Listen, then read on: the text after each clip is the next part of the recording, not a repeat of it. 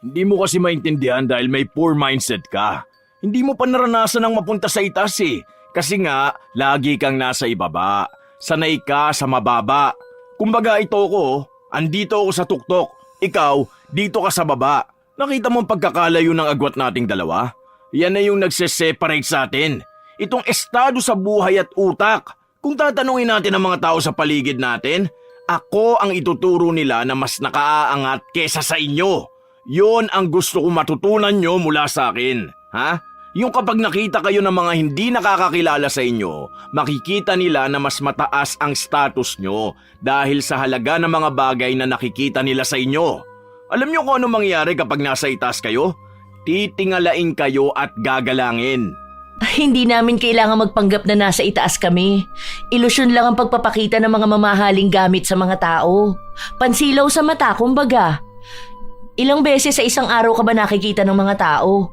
Kapag nasasalubong ka? Kapag nakikita ka lang dyan na nakatayo sa labas? Tapos yun na yun, di ba? Hanggang dun lang ang nakikita nila. Kaya yung tayog ng buhay mo, limitado sa paningin nila. Habang ang hindi nila nakikita ay yung paghihirap sa likod ng pagkukunwari na marangya. Mas gugustuhin ko pang pagkamalan ako mahirap basta alam kong may pera ako. Kesa pagkamalan ako mayaman, tapos pag uwi ko sa bahay, problemado ako sa pera kasi ubos ang budget ko. Kakapakita ng mamahaling bagay na hindi naman kailangan sa buhay. Yun ang tunay na mindset, kuya. Tunay na isa sa mga mahirap makasundo na tao ay ang mga tao na arogante. Dahil sila ang mga tao na walang ibang bukang bibig kundi ang kayabangan. Ganoon si Jimboy. Dahil sa ugali niyang yon, papatawan siya ng isang parusa na magmumulat sa kanya sa pagkakamali. Matututo pa kaya siyang magbago? O babalik lang din sa ugaling kinasusuklaman ng nakararami? Di nyo pa rin pala napapaayos tong bahay nyo, no? Yung sa akin, tapos na ang second floor ng bahay ko eh. Ang mahal ng bayad ko sa engineer. Dapat ipaayos nyo na to. Tignan nyo oh. Ganito na tong bahay na to nung buhay pa ang mga lolo't lola natin eh. Parang ganito pa yung ginawa ng mga ninuno natin. Hindi pa nga kuya. Siguro sa mga susunod na lang. Hindi pa kasi kaya ng budget namin eh. Lahat ba naman ng mga bata nag-aaral tapos maliit lang naman yung sahod namin ni Romina. Sakto lang sa amin, walang sobra. Kapag naaprubahan yung loan ko, ipapaayos namin tong bahay. Pero hindi naman ganun talaga sa todo paayos. Yung mga sirang parte lang, lalo na sa kusina. Maayos pa naman tingnan saka maganda. Parang andito pa rin yung vibes nung kabataan ng asawa ko. Malaki naman may loan mo niyan. Teacher ka ba naman eh? Yung asawa ko nga magkano loan nun? Mga almost 1 million siguro. Kaya yun, nakabili kami ng kotse. Tapos ikaw ipapaayos mo lang konti itong bahay nyo? Ipa-second floor nyo na rin. Ay, sa bagay, hindi nyo pala kaya yun kasi nga yung sa amin kasi malaki sahod ko. Baka hindi kayo makapagbayad ng maayos sa engineer. 100k lang ang ilo-loan ko, kuya. Ang laki na masyado kung ganun kay Ate Yula. Baka wala na akong sahurin yan at baka nagtatrabaho na lang ako para magbayad ng loan. Pampagawa lang talaga ng bahay, tapos bibili ng second hand na motor. May nakita na ako nasa 20k lang yun. 20k? Ano yun, yung mga lumang motor? Nakakatawa naman yan. Yung akin, magkano yung motor ko na yun? Nasa 100,000 yun. Tapos may kotse pa kami.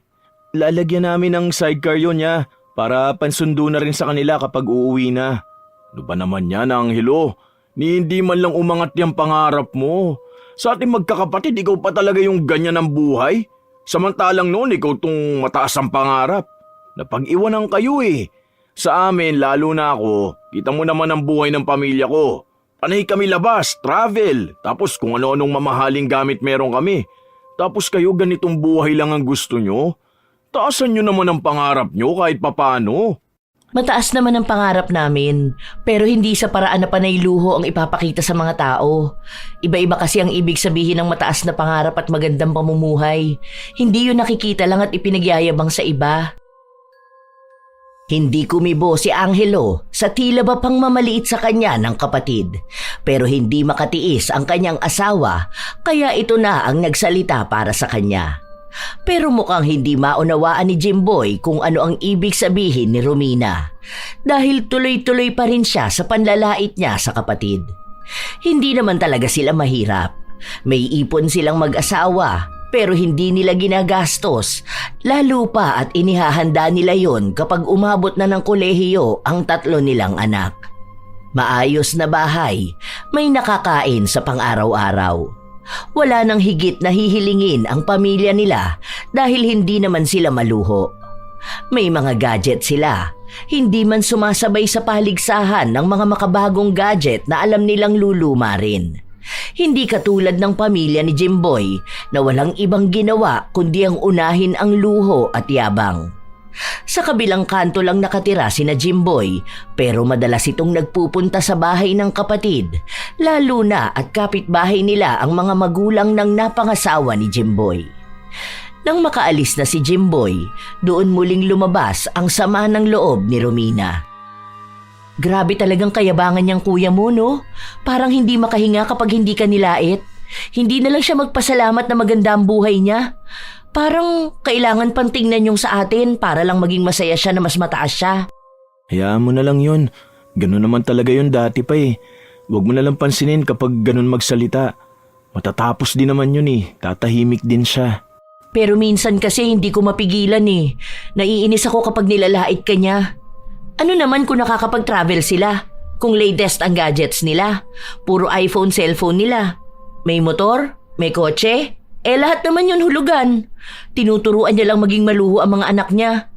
Hindi dapat ganun. Kasi sa totoo lang siya ang mahihirapan sa ginagawa niyang ganyan.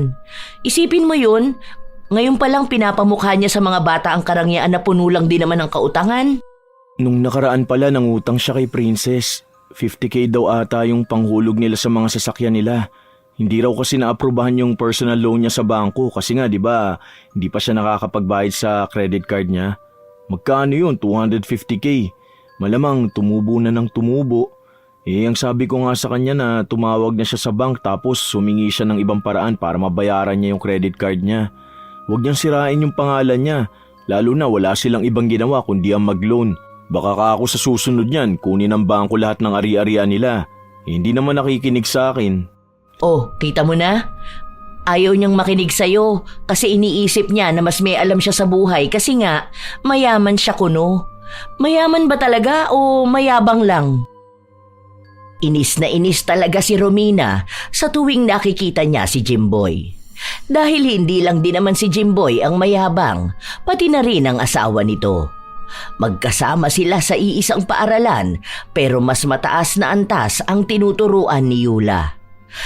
Madalas silang nagkakasalubong, katulad na lang ng isang araw na nagtagpo ang landas nila at pinagyayabang ni Yula ang bago niyang cellphone. Samantalang kapapalit lang niya nung nakaraang buwan. Oo nga ate, ang ganda niyan. Ang mahal din niyan ano. Kasi nakita ko yan sa mall eh. Nasa almost 100k ata yan. Piso na lang 100k na. Magkano down mo dyan? Sinabi niya na nag-down sila ng 50,000 piso. Kasama na ang hulugan na bago niyang laptop at printer. Napatango na lang si Romina. Dahil mukhang ang inutang ni Jimboy ay pinambili lang nila ng luho. Oo nga, maganda ate. Pero maganda rin naman yung cellphone mo nung nakaraan. Bago lang din yun, di ba? Nabili mo nung nag-loan ka. Sayang naman yun. Sinabi ni Yula na ibinigay niya sa kanyang ina ang cellphone na yon. Nagpaalam na rin si Romina na umalis dahil hindi niya matagalan ang kayabangan ni Yula. Noon naman hindi ito ganun kayabang pero mukhang nahawa na sa kanyang asawa.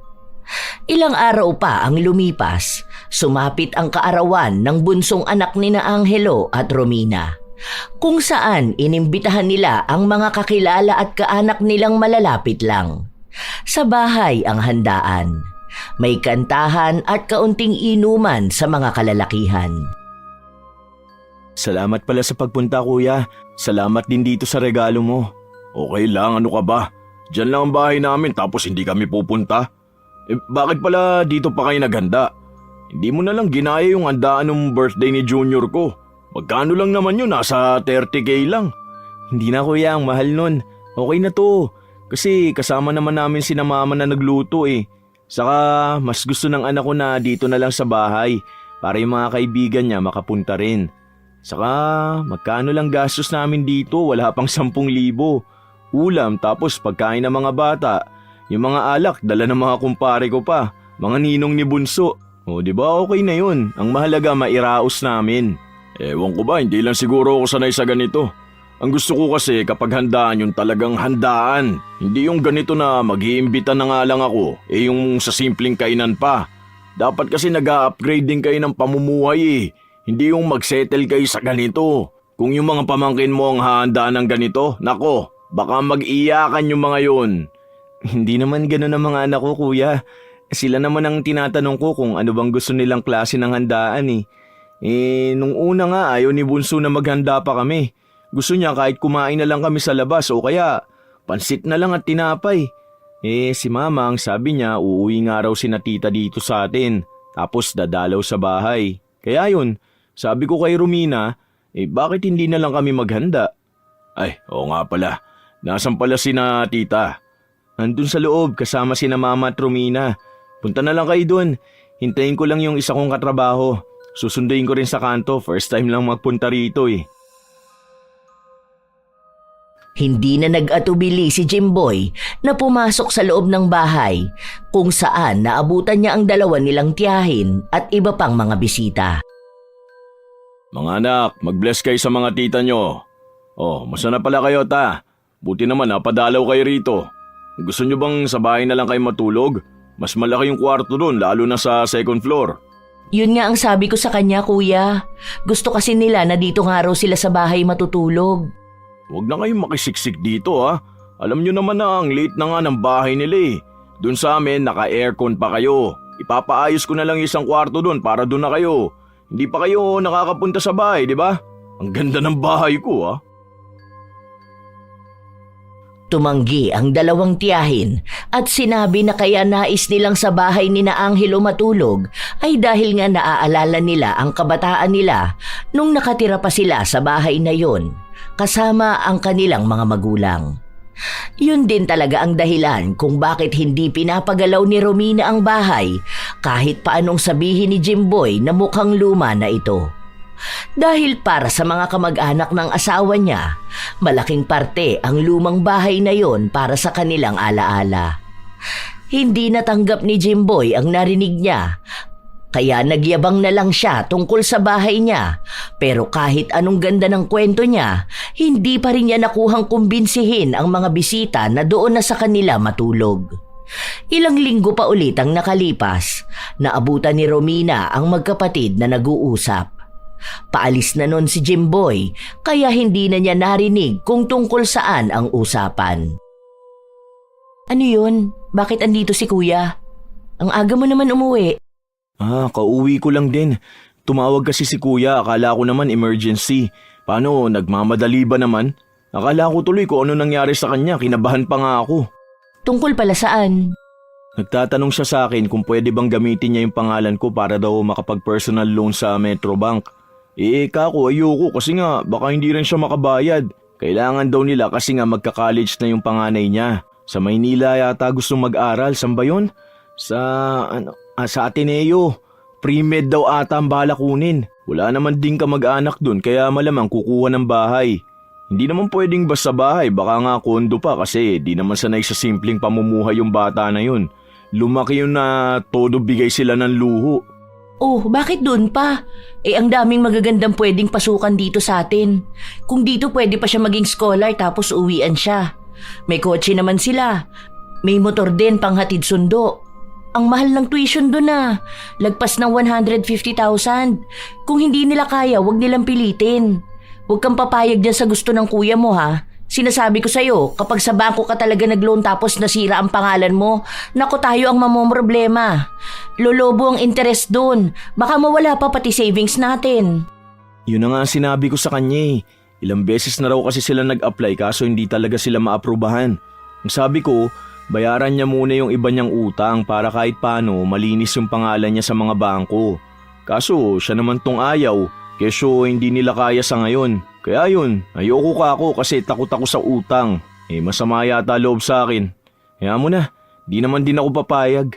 Aba mabuti naman, akala ko utu-utu ka na naman dyan sa kuya mo. Sa oras na malaman ko ipinagamit mo sa iba yung pangalan mo, nako, tayo talagang mag-aaway. Dahil siya, pwedeng hindi niya bayaran ang utang niya dahil alam niyang hindi nakapangalan sa kanya. Yung utang nga na nakapangalan sa kanya, hindi niya mabayaran. Huwag kang papayag ha. Dapat kasi hindi sila gumagastos ng sobra sa kung magkano kita nila sa isang buwan. Malaki nga sahod niya, malaki rin naman ang utang nila. Ang arugante naman kasi masyado. Ilang beses na pinilit ni Jimboy ang kapatid pero hindi niya ito napapayag. Kaya ang kinausap niya na lang ay si Romina. Naniniwala kasi siya na kapag si Romina ang pumayag, makukumbinsi nito si Angelo. Kaya nagpunta si Jimboy sa paaralan na pinagtuturuan ng hipag. Bakit kuya? Ako talagang hinahanap mo? Doon kasi sa kabilang building si Ate Yula. Oo, gusto lang sana kitang makausap kung okay lang naman sa'yo. Tungkol ba saan? Yung sa loan, di ba pwede ka pa rin naman mag-loan? Saka wala naman kayong utang sa bangko, lalo ka na, teacher ka. Hindi pa kasi tapos si Yula. May paggagamitan lang kasi. Doon ba yan sa tuition ng panganay mo? Pasensya ka na kuya ha, pero ayoko. Hindi namin kaya magbayad kung sakali man na hindi ka makakabayad doon. Yung ipon namin para yun sa mga anak namin eh. Kausapin mo na lang ang panganay mo. Sabihin mo dito na lang siya mag-aral. Magaganda rin naman ang pwedeng pasukan dito eh. Ang daming ang top-notcher na galing sa mga public school lang. Nasa pag-aaral at diskarte naman yan sa buhay. Pangarap nga namin yon para sa anak namin. Minsan lang naman makikisuyo sa'yo. Kahit na kay Angelo na lang, ikaw na lang ang kumausap sa kanya. Para naman hindi tayo pamilya rito eh. Alam mo naman kung anong pangangailangan namin. Magbabayad naman ako. Ang laki ng sahod ko kumpara sa asawa mo, no? Kahit pagsamahin pa ang sahod yung dalawa kalahati lang yan ang sahod ko. Ibig sabihin lang may kakayahan ako magpaaral ng anak ko sa mamahaling university. Oh, yun naman pala eh. Bakit kailangan pa lumapit ka sa amin para mag-loan kami para sa'yo? Hindi ko pa kasi nakukuha yung bonus ko eh. Darating yun, late na. Kailangan na mag-down dun sa Ateneo. Tapos sa kondo na kukunin para nga sa anak ko. Pamangkin mo naman yun eh. Kapag nakapagtapos siya ng pag-aaral, malamang makakalapit din kayo sa kanya. Paano kung sa future, kailanganin ng anak mo ng pera kapag gusto niya rin mag-aral sa Ateneo? May pinsan na siyang tutulong sa kanya. Kung sa future magka-college ang anak namin, may ipon kami kasi ngayon palang nakaplano na yon. Kaya pasensya ka na kuya. Hindi kami maglo-loan para sa'yo. Sana magawan mo na lang ng paraan. Kahit na anong pangungonsensya ni Jimboy, hindi niya napapayag ang mag-asawa. Hindi niya magamit ang pagiging magkapatid nila o ang pagiging magkadugo. Hanggang sa isang kapatid nila ang napapayag ni Jimboy. Nalaman na lang ito ni Angelo nung may bago na namang pinagyayabang ang panganay na kapatid. Nasa lubong niya kasi ito sa kanto habang naghihintay siyang umuwi ang mga batang susunduin niya. Inihinto ni Jimboy ang sasakyan nila sa tabi ng tricycle ni na Angelo. Bukas nga ihatid namin sa Maynila. Ang ganda ng kondo niya. 16K monthly ang upa ron. Kaya naman namin yun eh. Dahil halos 1 linggo ko lang nasahod yan. Uy, punta kay mamayang gabi ha. May handaan kami sa bahay. May lechon dun. Handaan para saan? Sino may birthday? Para sa pag-alis nga ng panganay ko. Pampaswerte yun. Nag-order na ako ng pagkain. Magkano rin gastos namin dun? Nasa 20K siguro. Tapos may lechon na rin. Ang nandun lang naman yung mga kaibigan niya. Tapos pamilya ko. Hindi mo na lang tinabi yung pera kuya. Akala ko ba kulang kay sa budget ngayon? Ang laki pa ng pinaloan mo kay Sam. Magkano yun? Nasa almost 300K. Ang laki ng interest niyan. Grabe, iniisip ko pa lang yung halaga, parang nalulula na ako sa bayaran. Tapos paano pa interest niyan kapag late ka nakapaghulog? Talagang baon ka sa utang kapag nagkataon. Hindi ko kaya yung ganyan. Ayaw rin ni Romina niyan. 5 years to pay naman yan. Saka kapag graduate ng anak ko tapos may trabaho na, makakapagbayad din yan ng buo. Sa hindi kayo pumayag sa pakisuyo ko, sana kayo matutulungan ng anak ko kapag nakapasok na siya sa medical field. Laki ng sahod nun ha. Mas malaki pa sa sahod ko.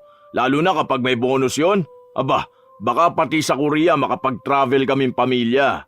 Masaya ako nun para sa kanya kapag nangyari yung kuya. At least may makakatulong na sa'yo na magbayad ng mga utang mo. Saka may napatunguhan na maganda mga paghihirap mo, di ba? Kaya nga, Ganun naman talaga kapag mayayaman, maraming utang. Yung negosyante nga nakakilala ko, mayaman na yun, may milyon na benta kada buwan. Pero may mga utang din. Ganun talaga yun. Hindi naman pwede na walang utang ang mga tao. Ewan ko ba sa inyo kung bakit takot na takot kayo magkaroon ng utang? May pambayad din naman kayo. Kahit na di ganun kalaki yan ang sahod nyo. Kumbaga hulugan, ganun. May balak nga akong bilhin. Ilalabas pa lang dito iPhone 16 Pro Max. Kapag naaprubahan yung credit card ko sa BPI, papakaskas ko agad yun.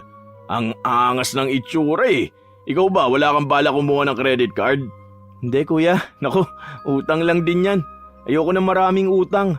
Basta ang alam ko lang may sinusunod kasi kaming budget monthly. Hindi kami pwedeng lumagpas doon dahil magugulo na yung susunod na budget next month. Saka may cellphone pa naman ako. Maganda rin naman to. iPhone din naman. Uy, 2024 na, iPhone 8 pa rin ang gamit mo? Pamatulang yan Kahit ibenta mo sa akin ng 500 yan, sasama pa loob ko sa'yo. Saka kahit ibigay mo sa akin yan, baka magtampo pa ako sa'yo. May ilalabas na iPhone 16 tapos iPhone 8? Naku, grabe naman yan. Ano ba naman yan, nagtatrabaho ka tapos okay lang sa'yo yung ganyang klase ng cellphone? Okay naman to kuya, nagagamit naman pang chat sa bahay. Tapos maganda rin naman ang camera. Hindi naman ako mahilig sa cellphone Ano namang gagawin ko dyan? Kapag nasa trabaho ako, sa computer ako nakatutok. Kapag nasa bahay naman, di ako gano'n nagsa-cellphone.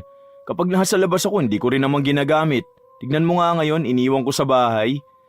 Baka kasi yung pagkakaroon ng sosyal na pakiramdam.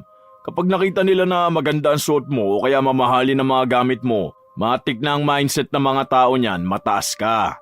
Respeto rin ang makukuha mo kapag nakikita nila nakaangat ka sa buhay.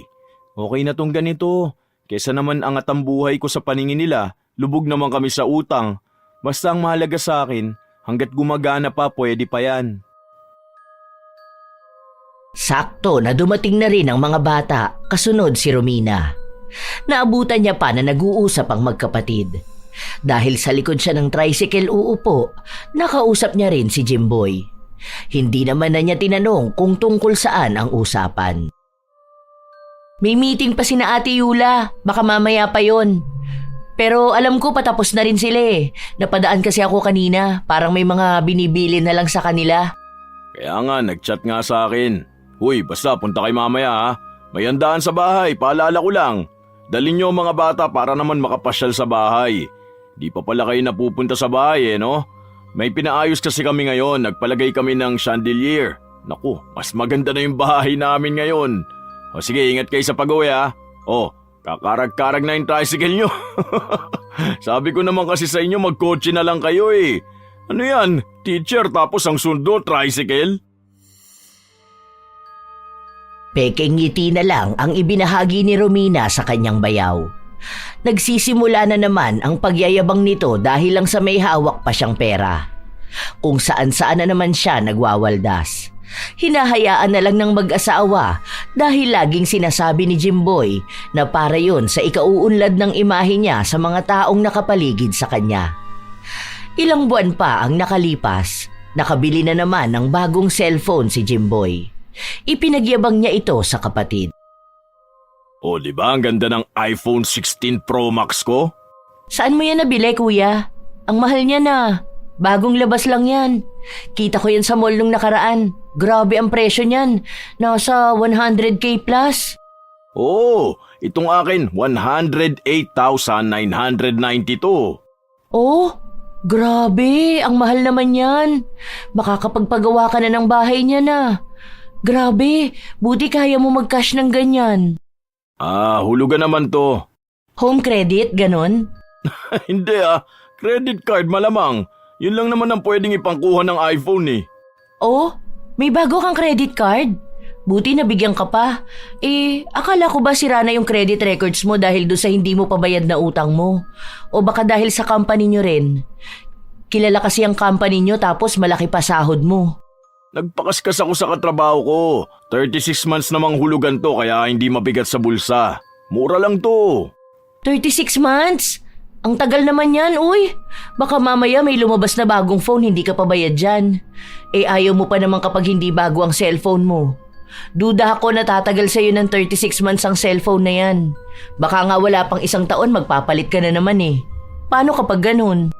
Pwede naman kasing i-advance to, no? Kung gusto nyo, pwede rin naman kayong kumuha. Ang sabi ko nga rito kay Angelo, bumili na siya ng bago. Iwan niya na yung iPhone 8 niya na yan. Lumang-luma na yan. Wala na yata may taong gumagamit ng ganyang iPhone eh. Ewan ko ba? Basta natatawa ako kapag nakikita ko cellphone niya. Kung tutusin, kaya nyo rin naman kumuha ng ganitong cellphone. Try nyo apply ng credit card, lalo ka na Romina. Kasi teacher ka, bili kayong 2 iPhone, tig-isa kayo. Parehas din naman maganda ang camera namin eh, okay na to. Saka hindi ko masyadong gamay ang iPhone. Mas mahilig din sa Android si Romina, mas madaling magamit. Pang-communicate lang din naman namin eh. Magdadagdag pa kami ng utang para lang sa cellphone. Hindi naman magandang ipakita sa iba. Alam mo, lagi mong tatandaan na nabubuhay tayo sa mundong puno ng kompetisyon. Kailangan natin maipakita sa kanilang lahat na tayo ang panalo. Paano mo maipapakita na ikaw ang panalo sa buhay kung hindi mo ipapakita ang mga mamahalin at magaganda mong gamit? Kita mo sa Facebook, oh, daming naiinggit na buti pa kami ang ganda ng buhay namin. Ganun dapat, para makita ng mga tao na hindi ka pwede maliitin. Kasi hindi ka nila kaya. Hindi nila kaya ang pamumuhay nyo. Kaya nga sinasabi ko sa inyo na mag-upgrade naman kayo. Hindi yung magsisettle kayo sa maliit at lumang bahay na to. Tapos, minsan-minsan lang kayo lumalabas. Nagtitiis kayo dyan sa mga lumang gamit nyo na hindi na makikita kahit saan ngayon. Okay naman ang buhay namin ah. Komportable kami sa bahay. Nakakatulog naman kami ng maayos. May pagkain kami. May edukasyon para sa mga anak namin. May trabaho kami ng asawa ko. Ano pa bang hihilingin namin dun? May gadgets kami. Nakakapag-Facebook kami. May wifi naman kami rito sa bahay. Healthy kaming lahat. Masaya naman kami at kontento. May ipon kami. Wala kaming utang. Di ba mas masaya yung ganun? Wala kaming dapat patunayan sa ibang tao. Hindi mo kasi maintindihan dahil may poor mindset ka. Hindi mo pa naranasan ang mapunta sa itaas eh. Kasi nga, lagi kang nasa ibaba. Sanay ka sa mababa. Kumbaga ito ko, andito ako sa tuktok. Ikaw, dito ka sa baba. Nakita mo ang pagkakalayo ng agwat nating dalawa? Yan na yung nagse-separate sa atin. Itong estado sa buhay at utak. Kung tatanungin natin ang mga tao sa paligid natin, ako ang ituturo nila na mas nakaaangat kesa sa inyo. Yon ang gusto kong matutunan nyo mula sa akin. Ha? Yung kapag nakita kayo ng mga hindi nakakakilala sa inyo, makikita nila na mas mataas ang status nyo dahil sa halaga ng mga bagay na nakikita nila sa inyo. Alam nyo kung ano mangyayari kapag nasa itaas kayo? Titingalain kayo at gagalangin. Hindi namin kailangan magpanggap na nasa itaas kami. Ilusyon lang ang pagpapakita ng mga mamahaling gamit sa mga tao. Pansilaw sa mata, kumbaga. Ilang beses sa isang araw ka ba nakikita ng mga tao? Kapag nasasalubong ka? Kapag nakikita ka lang dyan na nakatayo sa labas? Tapos yun na yun, di ba? Hanggang dun lang ang nakikita nila. Kaya yung tayog ng buhay mo, limitado sa paningin nila. Habang ang hindi nila nakikita ay yung paghihirap sa likod ng pagkukunwari na marangya. Mas gugustuhin ko pang pagkamalan ako mahirap basta alam kong may pera ako. Kesa pagkamalan ako mayaman, tapos pag uwi ko sa bahay, problemado ako sa pera kasi ubos ang budget ko. Kakapakita ng mamahaling bagay na hindi naman kailangan sa buhay. Yun ang tunay na mindset, kuya. Bagay, hindi ko rin naman kayo makukumbinsi. Wala sa ganyan kayo masanay na buhay eh. Kayo naman na yan. Kung ayaw nyo makaranas ng karangyaan, sige, magsettle na lang kayo sa ganyan. Hindi naman ako mahihirapan sa buhay. Huwag ka mag-alala, kuya. Hindi kami hirap sa buhay, ha? Okay kami. Masaya ang pamilya namin at hindi namin kailangan ipagkalat sa mga tao. Halata ang inis sa mukha ni Jimboy pero hindi niya pinatulan ang hipag. Umalis na rin siya ng bahay at saka niya ipinagkalat sa mga kapitbahay nila ang bago niyang cellphone. Lahat naman namangha sa kanila. Dahil sa lugar nila, siya lang ang mayroong ganon. Napapailing na lang si Romina sa ginagawa ng kanyang bayaw. Ngayon lang din siya nakakilala ng ganon ka-arogante na tao. May mga nakilala naman siyang mayayabang pero hindi ganon kalala kay Jimboy, na mukhang hindi kayang mabuhay nang hindi nakikitang hinahangaan ng mga tao. Ewan ko ba dyan sa kuya mo? Huwag ko lang talaga malalaman na sa susunod na araw hihingi na naman yan ng tulong sa'yo. Alam mo, hindi ka niyan titigilan hanggat hindi mo siya napagbibigyan na mag-loan sa pangalan mo para may magamit siyang pera. Hindi ko talaga akalain na may mga taong ganyan. Napigilan pa sana yan kung maayos din ang asawa niya. Kaso yung asawa niya nahawa na rin sa kanya. Sa bagay, sino ba naman ang hindi matutuwa sa atensyon ng mga tao, di ba? Ikaw ba naman puriin palagi? Ewan ko ba dyan kay kuya? Malapit pa naman na ang bayaran ng tuition ng anak niya. Sabay pa yung rent at bills. 16K rent bukod pa rin yung allowance. Kahit pa sabihin na 120K ang sahod niya monthly, hindi kakayanin yan sa mahal ng gastusing mag-aral at mamuhay sa Maynila, no? Buti sana kung nagtitipid din ang anak niya kaso nakikita ko, panay kain sa mamahaling kainan. Panay ang my day niya ng pagkain Magchat-chat nga sana ako pagsasabihan ko kaso wag na. Baka masamain pa. Alam mo naman mga kabataan ngayon, ayaw na napagsasabihan sila. Kung hindi sasabihin na naiinggit ka, pakialamero ka naman. Ayoko naman na mawala ng respeto sa akin. Wag na talaga. Hindi ka rin nun pakikinggan. Mamaya i-post ka lang nun tulad ganun sa ginawa niya kay Tita Rose. Pinost niya na wala raw pakialam sa buhay niya dahil hindi naman sa kanya galing ang pinanggagastos niya. Ay naku, kawawa yan si kuya kapag nagkataon talaga. Tingnan mo, ang yabang ng mga anak niya.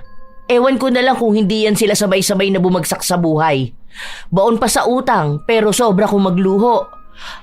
Yaan mo yan, matututo rin naman sila kapag wala na silang choice kundi ang mabuhay na mas mababa pa sa nararanasan nila ngayon. Nakakakilabot.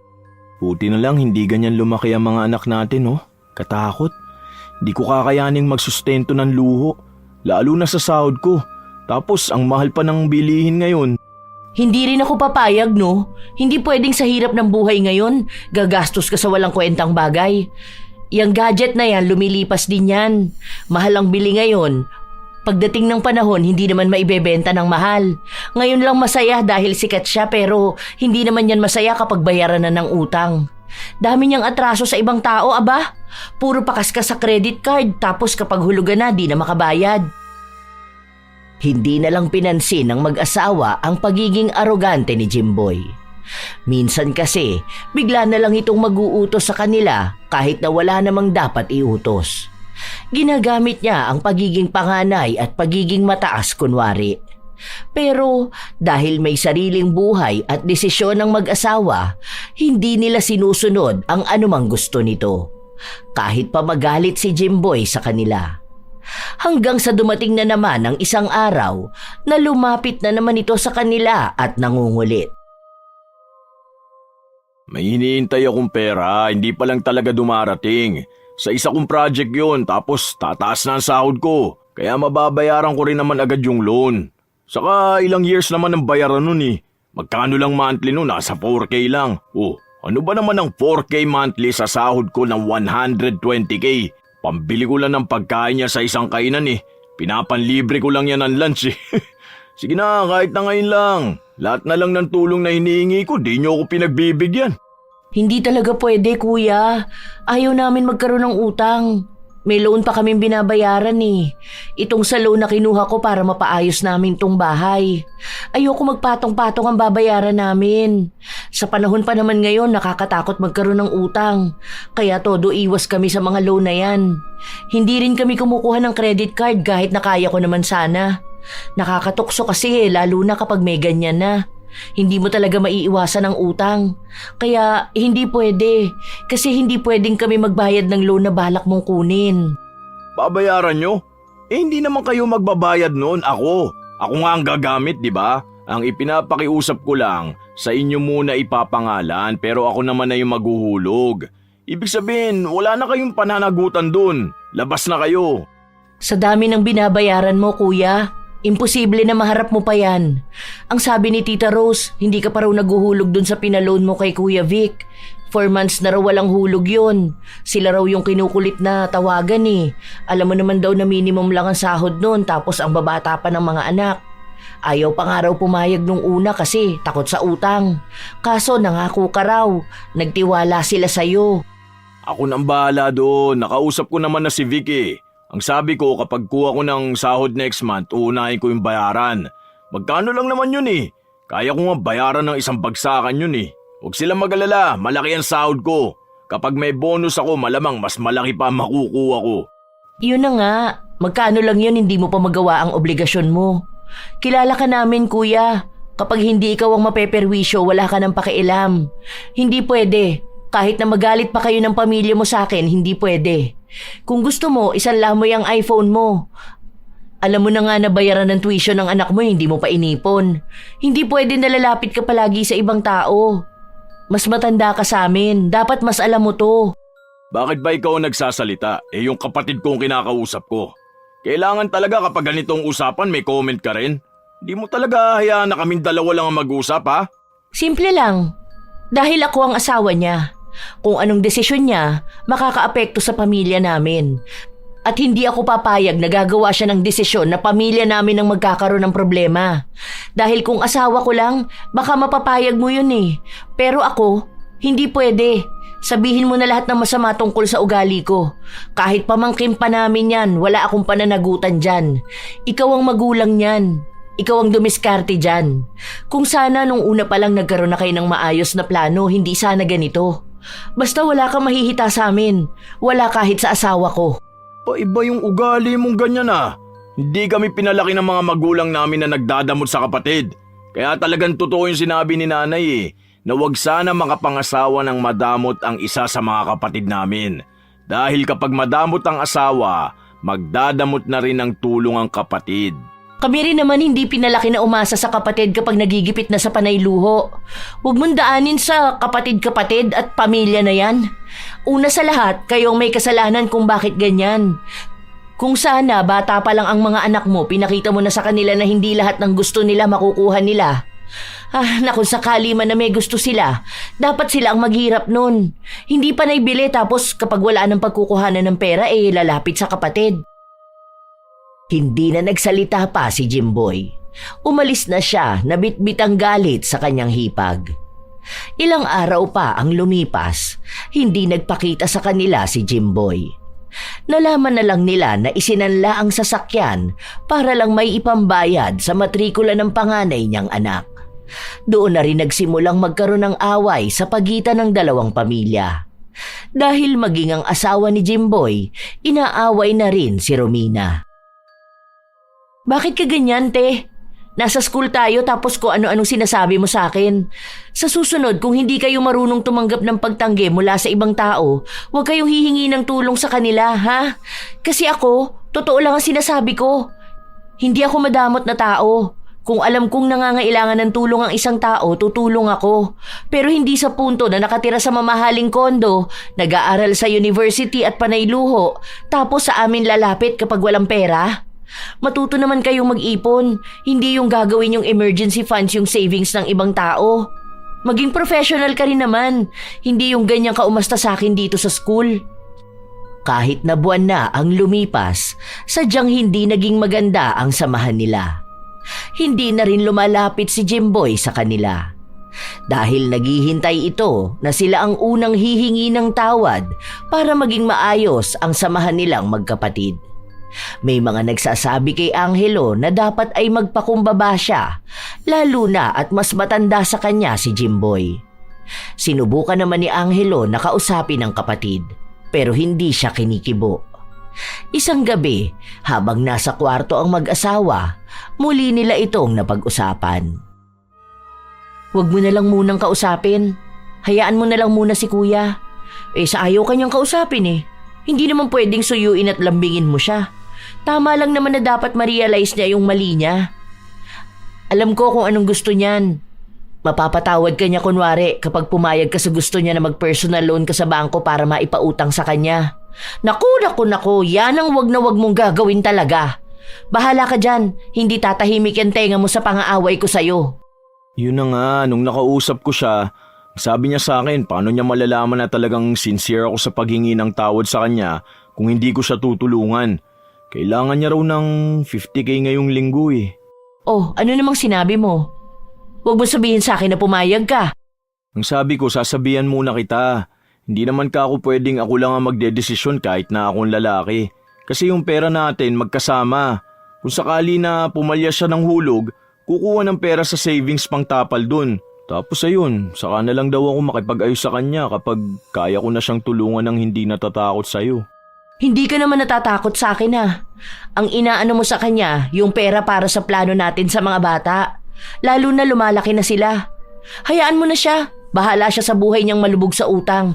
Total hindi naman siya gumagawa ng paraan para masettle niya yung mga utang niya. Ilang linggo pa ang lumipas. Ang akala nila ay magiging payapa lang ang lahat. Pero isang gabi, bigla na lang nakaramdam ng sakit sa dibdib si Angelo. Noong una, akala nila ay nabigla lang ang katawan niya dahil sa biglaan niyang pagtayo. Pero ilang araw na ang nakalipas, biglang-bigla na lang itong kumikirot. Walang pinipiling oras. Grabe! Bakit ganito? Sobrang sakit talaga! Gusto mo bang dalhin na kita sa ospital? Wag na. Wala rin naman nakikitang sakit sa akin eh. Baka sa lamig lang to, no? Wag na lang kaya muna tayo magbukas ng electric fan. Kung nainitan ka, lipat ka na lang sa kwarto ng mga bata. Hindi na, ayos lang ako. Hindi rin naman pwede na pabayaan na lang kita rito. Mas hindi naman ako makakatulog kaiisip kung anong nangyayari sa'yo. Kaya ko naman makatulog ng mainit eh. Dati nga natutulog tayong walang kuryente kahit papakin pa tayo ng lamok. Huwag ka na munang kumilos. Ano bang gagawin mo? Nauuhaw ka ba?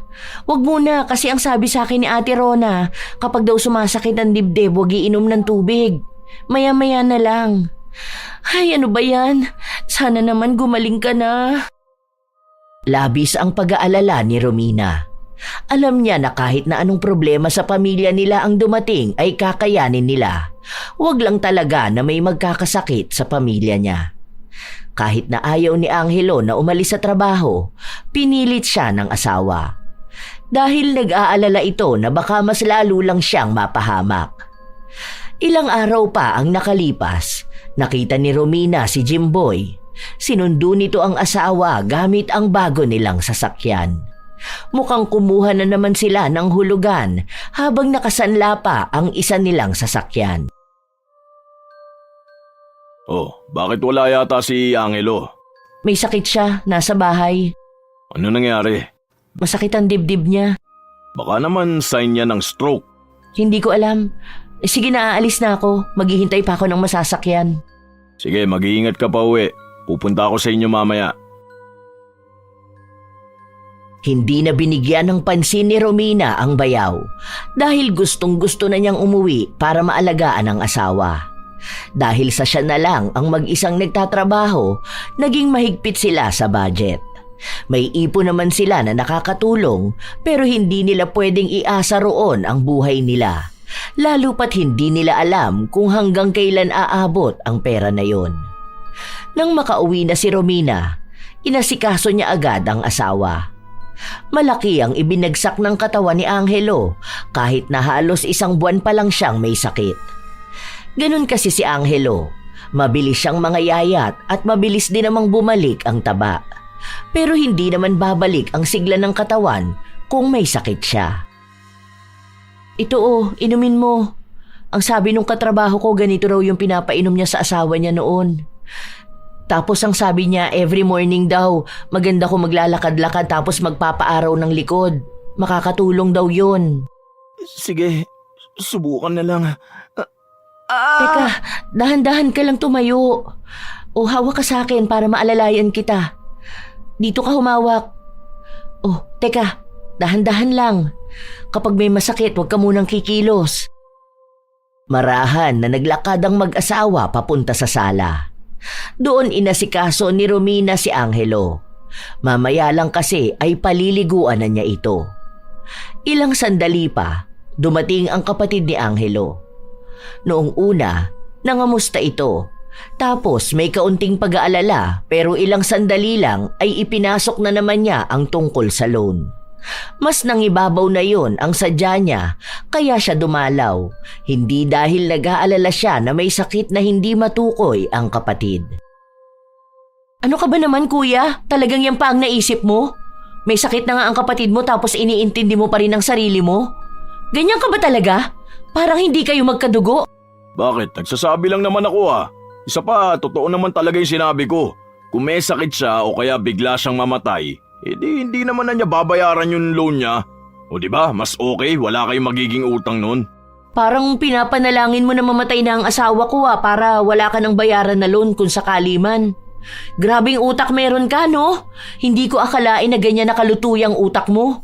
Akala ko pa naman nagpunta ka rito para kahit paano makisimpatya sa nangyayari sa asawa ko. Tapos ang pakay mo lang pala samantalahin yung sakit niya para kung sakali na makapag-loan siya ng pansarili mong interes, saka mo ipapanalangin na mamatay na siya para iwas utang ka. Kung ganyan din lang naman pala ang sasabihin mo, umalis ka na rito! Wala kang kwentang, kapatid! Nagsasabi lang ako ng mga pwedeng mangyari. Bakit hindi naman ikaw ang sisingilin ng bangko sa utang niya? Ayaw mo lang kamo sa mga sinasabi ko. Sino ba naman tao ang matutuwa sa mga sinasabi mong ganyan? Alam mo na nga na may sakit na yung tao tapos babanatan mo ng loan na yan? Yang lintik na kautangan na hindi na matapos-tapos? Umalis ka na nga rito! Wag na wag ka magpapakita sa amin kung puro pansarili lang ang iniisip mo!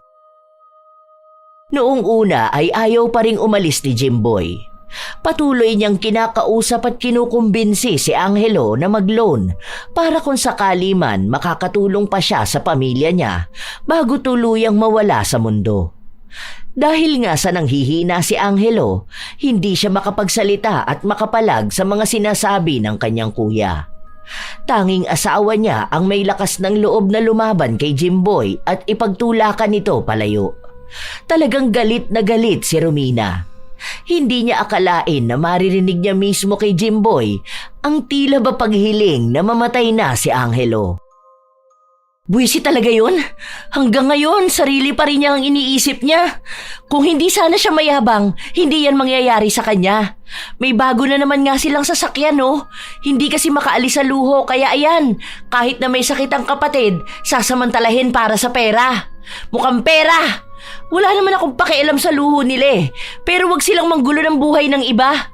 Kahit pa sabihin na kapatid, buwisit siya! Hindi na kumibo si Angelo dahil nanikip ang kanyang dibdib at hindi siya makahinga. Inalalaya na lang siya ng asawa. Naging lalong problemado si Romina dahil palala ng palala ang kalagayan ng asawa. Natatakot siya na baka biglang lumala palalo at mawala na sa kanya si Angelo. Hindi siya handa, lalo pat bata pa ang kanilang mga anak. At marami pa silang pangarap para sa kanilang pamilya. Laging puyat si Romina, kaya hanggang sa trabaho ay bitbit niya ang problema. Minsan pa, mag-isa lang siya sa silid-aralan, habang wala pa ang mga estudyante niya ay naiyak siya. Hindi na niya mapigilan pa ang sarili, dahil awang-awa na siya sa kanyang asawa. Habang umiiyak siya, tinanong siya ng isang nanay na dumating. Pasensya ka na, Mami, ha? Hindi ko talaga napigilan mag-breakdown. Ang dami lang kasi talagang pumapasok sa utak ko. Alam ko rin na hirap na ang asawa ko. Hindi niya lang madalas na sinasabi sa akin. Wala naman akong problema sa simpleng buhay o sa pagtitiis. Pero ang ayaw ko talaga sa lahat, yung may nagkakasakit sa pamilya ko. Yun talaga ang mahirap. Tapos hindi pa matukoy ng mga doktor kung anong sakit niya. Sinabi lang sa kanya ng ginang na baka may gumagawa ng masama sa asawa niya. Sinabi pa nga sa kanya na may kakilala siyang ganon ng sitwasyon pero patay na raw yun at nung namatay, saka lang nila nalaman na maaagapan pa sana kung nakahingi sila ng tulong sa albularyo. Kinulam daw yung lalaki dahil hindi na pagbigyan ng hiling ng kapatid. Doon lang tila naliwanagan ang utak niya. Hindi naman niya sinabi na nagkaroon ng alitan sina Angelo at ang kapatid niya dahil lang sa hindi niya napagbigyan ang hiling. Noong umalis na ang ginang, saka niya naisip na baka nga kinulam ang asawa niya. Kailangan ko maagapan to ngayon. Kaya pala nagmamadali siya magpaloon, may ginagawa siyang hindi maganda. Kaya pala ganun siya magsalita sa asawa ko na may posibilidad na mamatay. Hindi man lang kinilabutan sa ginagawa niya. Lalo na alam naman niyang kapatid niya yon. Walang pakialam sa buhay ng iba. Kung nagawa niya sa sarili niyang kapatid, malamang kaya niya rin gawin sa ibang tao. Dapat mapigilan na siya. Hindi ipinaalam ni Romina ang desisyon niyang ipaalbularyo ang asawa. Hindi niya rin sinabi sa kahit na kanino na si Jimboy ang pinaghihinalaan niyang may kagagawa nun. Hanggang sa nakakita siya ng albularyo. Dinayo niya pa ang bahay noon ng halos 3 oras na biyahe. 2 beses pa siyang bumalik dahil noong una niyang punta, wala roon ang albularyo. Nakiusap din siya na kung pupunta sa bahay nila, magpanggap na lang na kaanak niya para hindi na magtanong pa ang kanyang asawa. Nang dumating ang albularyo sa bahay nila, hirap na hirap si Angelo, kaya hindi na siya nakapagtanong pa. Hindi siya gaanong makapagsalita dahil hirap siya maging sa paghinga.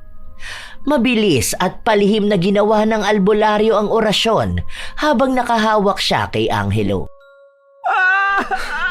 Kaya mo yan, love. Magiging maayos ka rin.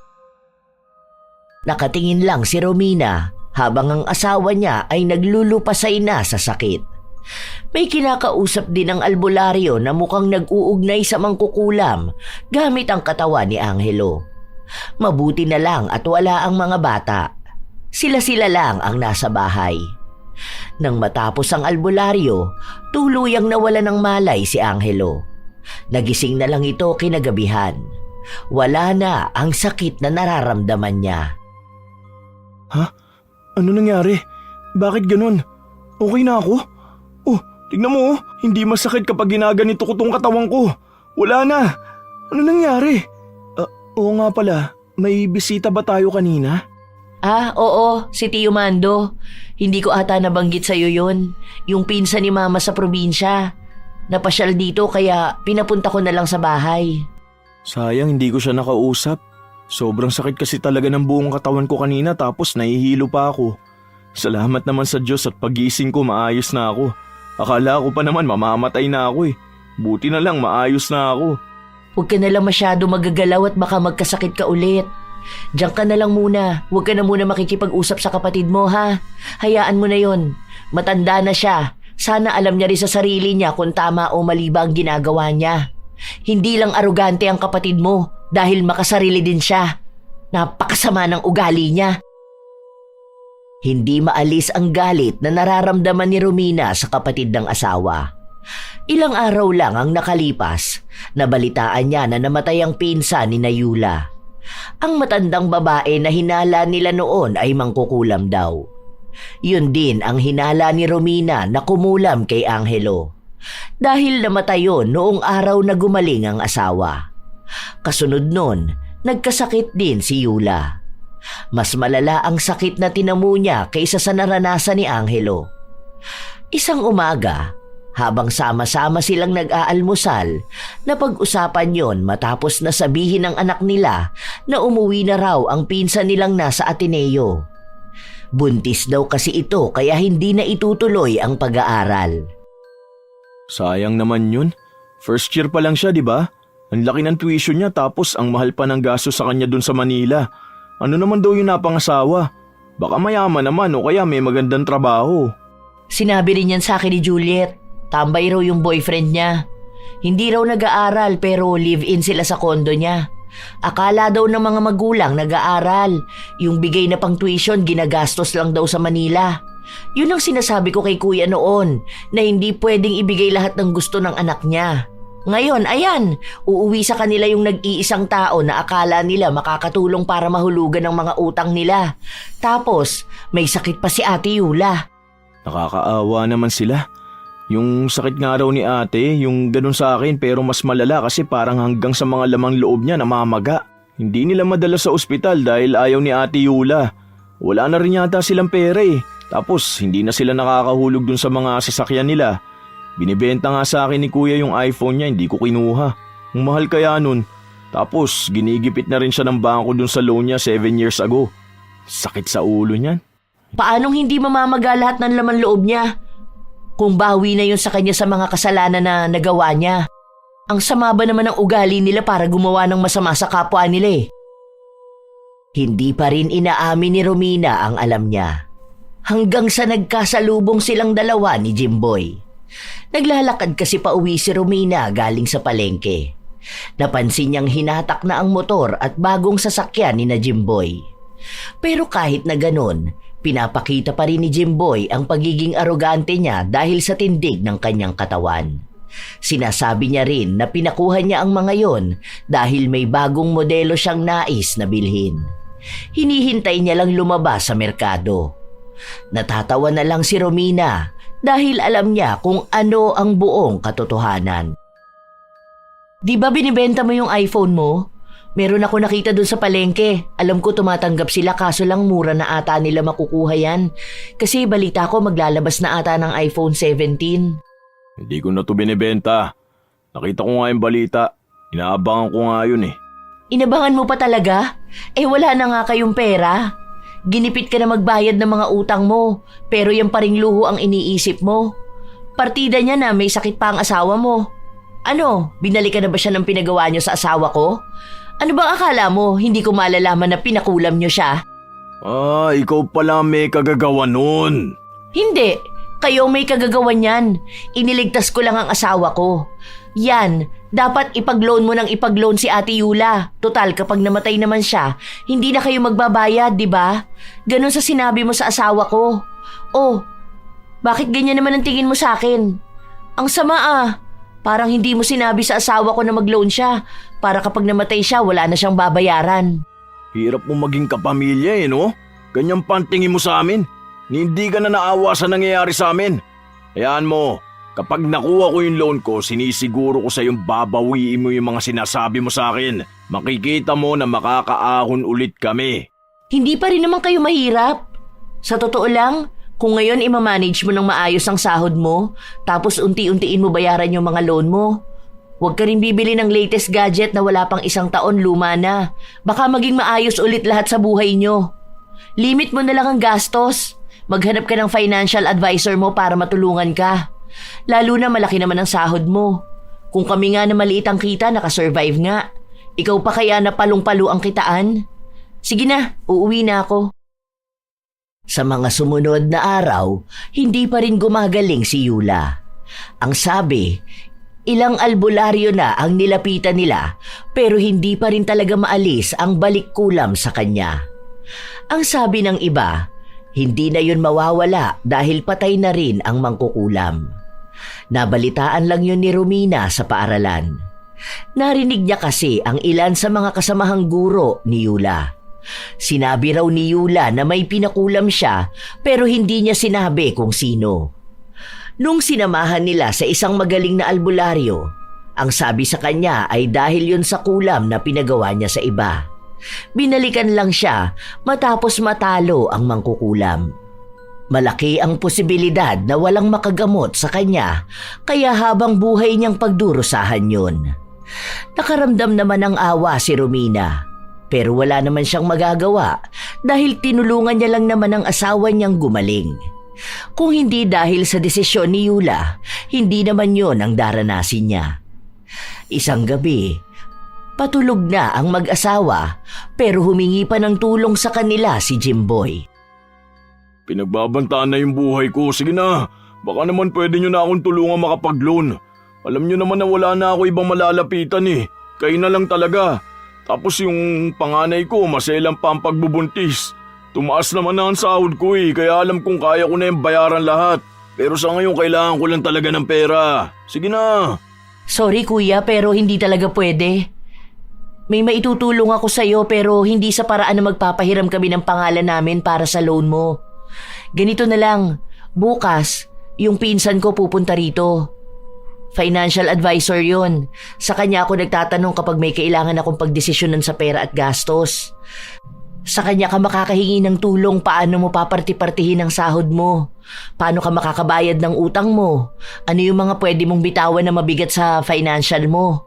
Malaking tulong nun lalo na sa'yo na hindi mo alam kung saan gagamitin ang pera kapag nakahawa ka na.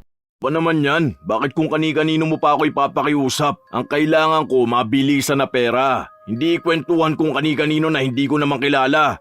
Kaya kong mag-budget, iba lang talaga ngayon. Emergency! Tutulong ka lang naman, ayaw mo pa. Ikaw ang bahala dyan. Basta ito ang kaya kong itulong sa inyo. Hindi pera ang itutulong namin dahil hindi yan ang kailangan mo. Ang kailangan mo taong magbibigay ng advice sa'yo. Dahil kung tutulungan ka namin sa pera ngayon, walang mangyayari. Uulit at uulit ka pa rin sa pagiging magastos mo. Hanggang sa hihingi ka na naman ng tulong. Ikaw ba, Angelo?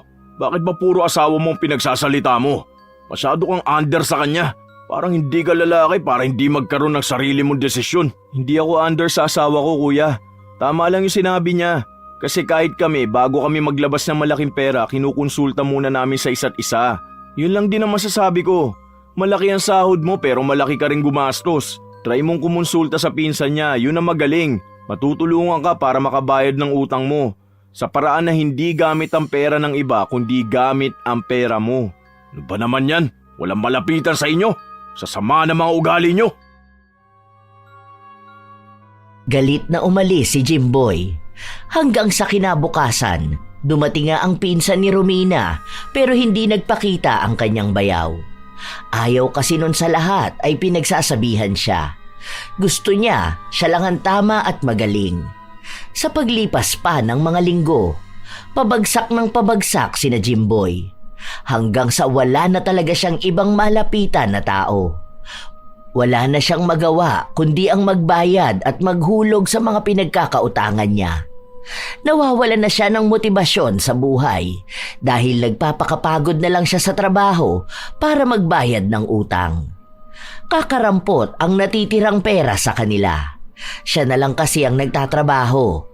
Ang anak niyang buntis, nasa bahay lang at iniwan ng lalaki. May sakit din si Yula. Wala na ang mga sasakyan nila. Ang natitira na lang ay ang kanilang bahay. May kuryente pa rin sila pero tipid na kung gumastos. Sana naman hindi to tungkol sa loan. Pagod na kasi ako magpaliwanag na hindi kami papayag eh. Hindi, yun tungkol sa pinsan mo. Pupunta ba ulit siya sa bahay nyo? Baka pwede siya makausap. Saan kaya? Mukhang kailangan ko nga ang tulong niya eh. Dahil pakiramdam ko bayad ako ng bayad ng utang pero hindi naman nababawasan. Parang ang dami pa rin, di nauubos.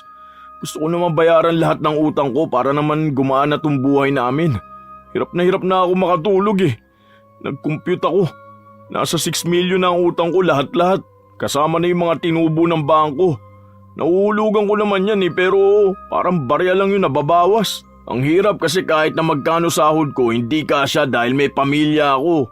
Sige, sabihan ko siya bukas na pumunta rito para makausap mo siya. Sana nga mabayaran mo na yan.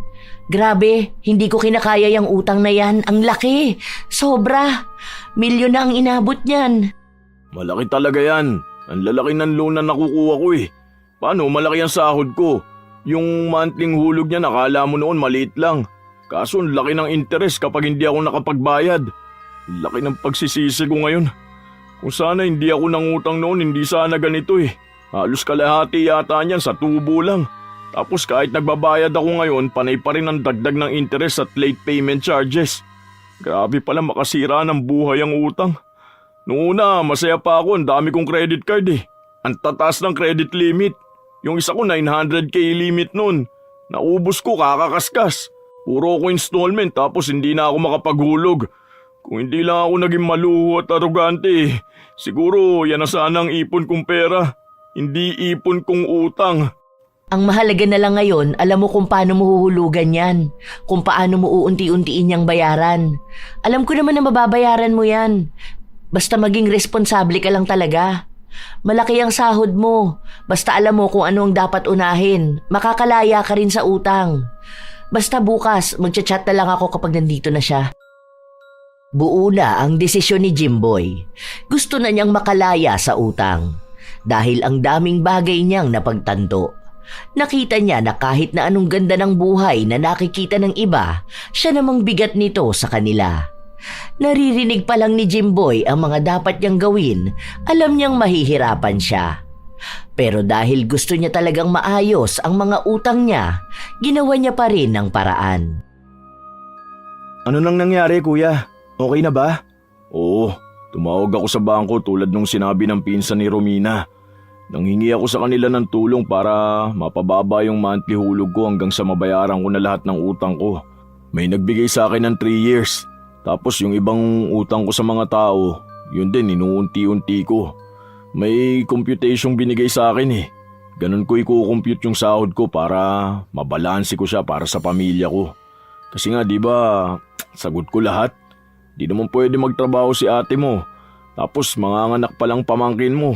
Pero sabi naman niya, pagkapanganak niya maghahanap siya ng trabaho. Sabihin mo pala kay Romina na salamat sa tulong niya. At sorry para sa nagawa ko sa iyo. Sorry sa nagawa ko sa inyo. Lalo na nung pumayag akong ipakulam ka ni Yula para lang mapapayag kang mag-loan. Kulam? Hindi mo ba alam? Hindi sinabi ni Romina? Wala siyang sinasabi sa akin. Baka hindi na lang niya binanggit. Basta yun, sorry sa mga nangyari. Malaki talaga ang natutunan ko sa nangyari sa akin ngayon. Tama nga kayo. Mabubuhay pa rin pala ako kahit na hindi ako maging mayabang sa mga bagong gamit ko. Naluluma rin yun eh. At hanggat kaya pang gamitin, pwede na hindi na muna bumili ng bago. Hanga ako sa inyo mag-asawa. Napalaki nyo nang hindi maluluho ang mga anak nyo. Tapos talagang planado nyo na lahat. Kumbaga alam nyo na kung sakali man na mawala kayo, hindi kawawa ang mga bata. Malaking halaga pala talaga ang pagpaplano ng pera. Hindi ko kasi naisip yun eh. Dahil akala ko ayos na may magandang trabaho kami mag-asawa, na malaki ang sahod ko. Yung pala wala lang yun kapag nabaon na ako sa utang. Ang mahalaga ngayon kuya, alam mo na kung anong gagawin mo. Huwag ka na uulit sa pag-utang ha. May dulot din naman minsang maganda ang pag-utang. Pero wag na yung umabot pa sa punto na hindi ka natitigil. Mas maganda pa rin naman na may ipon at may pinatutunguhan ng perang pinagpaguran. Minsan, dumarating ang tukso kay Jimboy. Lalo na kapag nakakakita siya ng mga bagay na dati ay gustong-gusto niya, pero kahit paano, nakokontrol na niya ang sarili at pamilya niya. Ipinaliwanag din ni Romina ang dahilan kung bakit hindi niya ipinaalam sa asawa niya na ipinakulam ito, at ang dahilan kung bakit may sakit si Yula ay dahil sa pagbalik ng kulam sa kanya. Sa paglipas ng mga buwan, unti-unting nababawasan ang utang ni Jimboy. Malaki pa rin naman pero kahit paano ay umusad na. Alam na rin niya kung paano haharapin ang problema sa pinansyal. Hindi na rin gumaling pa ang kanyang asawa pero mukhang tanggap na nila yon. Una sa lahat, sila naman ang may kasalanan nun, kaya iniisip nila na bayad na sa kanilang masamang ginawa. Sa kasalukuyan, nagsusumika pa rin si Jimboy na mabayaran ang mga utang niya. Nagtitipid na lang sila ng kanyang pamilya. Naging tampulan din sila ng tsismis dahil sa sinasabi ng iba na humirap na sila. Pero wala nang pakialam pa si Jimboy. Ang gusto na lang niya, matapos na ang mga utang niya para gumaan-gaan naman ang buhay nila. Ang mag-asawa namang Romina at Angelo patuloy pa rin sa buhay nila. Sa pag-iipon para sa mga anak at ang pagiging responsable sa kanilang kinikitang pera. Hindi man malaki ang kita, sapat naman para hindi maging baon sa utang. Sadya talagang may mga taong nabubuhay sa ilusyon na ang halaga nila ay nakabase sa mga gamit na kaya nilang ipakita. Akala nila kapag mas mamahali ng suot, mas maganda ang cellphone, mas sosyal ang bag, mas mataas na agad ang tingin sa kanila ng mundo. Pero ang hindi nila napapansin, sa kagustuhan nilang magmukhang nakakaangat, sila mismo ang unti-unting lumulubog sa responsibilidad, sa utang at sa pagkalito kung ano ba talaga ang tunay na sukatan ng pagiging matagumpay. Kaya mahalaga na bigyang pansin ang pinansyal na aspeto. Dahil ang pera, hindi lang basta ginagastos, ito ay pinaghihirapan. Kapag hindi marunong magplano, kahit gaano kalaki ang kinikita, nauuwi pa rin sa kakapusan o paghihikahos. Dagdag pang delikado kapag ginamit ito para makapagpasikat lamang sa mga tao sa paligid. Hindi lahat ng mamahalin ay mahalaga. Hindi lahat ng bago ay kailangan. Ang pag-iipon naman, hindi yan tanda ng pagiging kuripot. Ito ay tanda Nang may direksyon, disiplina at pagpapahalaga sa kinabukasan. Ang taong marunong mag-ipon ay taong marunong magbigay ng seguridad sa sarili, sa pamilya at sa mga panahon na hindi inaasahan. Tandaan din na hindi nakakatulong ang pagiging arogante. Walang mabuting na idudulot ang pagmamataas, lalo na kung nakatali lang sa gamit at material na bagay. Ang tunay na respeto ng tao hindi nakukuha sa ipinapakitang mamahaling gamit. Nakukuha yan sa ugali, sa kabutihan, sa sipag at sa marunong magpakumbaba. Kaya dapat maging maingat sa paggastos, matalino sa pagdedesisyon at mapagpakumbaba sa bawat tagumpay. Lagi na lamang nating tatandaan na mas magaan ang buhay kapag inuuna ang pangmatagalang seguridad kaysa pansamantalang pag-angat na puro pagpapakitang tao lang. Ang tunay na mayaman, hindi maingay, at ang tunay na nakakaangat, hindi kailanman nagyayabang. Alam naman natin mga apo na minsan sikat talaga ang mga taong may kayang ipakitang mamahaling gamit sa iba. Hindi naman yun masama kung kayang sustentuhan ng luho. Pero kung ginagamit lang para may ipangyabang, kahit naghihikahos na, yun ang hindi tama. Kayo ba? May aroganteng tao na rin ba kayong nakilala sa inyong buhay? Maaari nyo yang ibahagi kasabay ng inyong opinyon para sa ating bagong kwento. Naway naghatid ito ng magandang aral sa inyo. Shout out sa ilan sa mga masusugid na tagapakinig ng mga istorya ni Lola Telang. Siti Fatima Isnani Uy, Bilok Riana, Lucy Tugna, Marcos Balingasa, Regine Tabalina, Elian Amparado, Charmini Carpon, Tats 765, Maricel Cipriano, Maribel Balabag, Evan Irevere, Lian Monteroso, Ashley Kate Rivera, Len TV2, Aquarius, Jordan Mea, Irene Canubas, Saffron Caminade, Esther Asadon, Amparo Ludovico, Cindy Batalier Rivera, Alesna Roda, Angelina Ay, Evelyn Abong Carbakil, Cram Marker. Shout out din sa inyo, Isa Bianca Taroza, Lizelle Sato, Maria Luisa Chavaria, Raymond Ikamina, Michelle Okumura, Emelita, Geraldine Narbasa, Jax Lopez, Tonet at Presi, Justine Amita, Ryan Furo, Gael, Louie Boy, Christina Peru, Jonah B. Gagelonia, Eleonora Bahadi, Danilo Candido Jr., Lovely Valeza, Cecil Vlog, Jacqueline, Hasmin Vicente, Maria Tess Nape, Georgina Carl Grayson.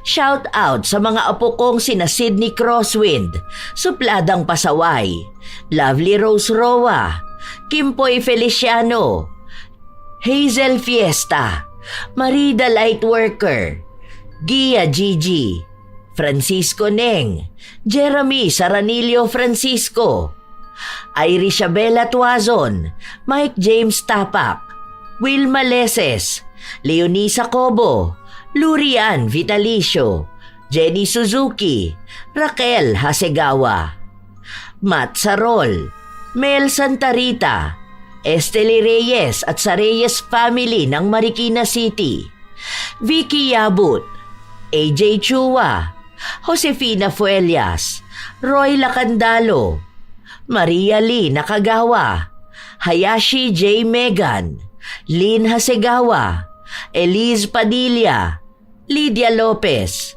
Gemstone Claro, Lance MBB, Rosalina Bugayong, Ami Yong, Angelina Ignacio, Ami Bag, sa buong Team Manok ng Amsik Angeles City, Pampanga, Roslyn Mangilin, Ray Galedo at sa Galedo family ng Cabuyao, Laguna, Cherry May Libiran, Robert Criben, Razon Yao, Milrose Demate, Jaime Constantino, Jennifer Makasinag, Alma Naong, Rachel Whitney, Pureza Tagiwalo, Gaminil Francisco at sa kanyang asawa na si Dadanil Francisco, Arvid Shane Hoiberg Channel. Ito ang inyong Lola Telang at maraming salamat sa lagi ninyong pakikinig, mga apo.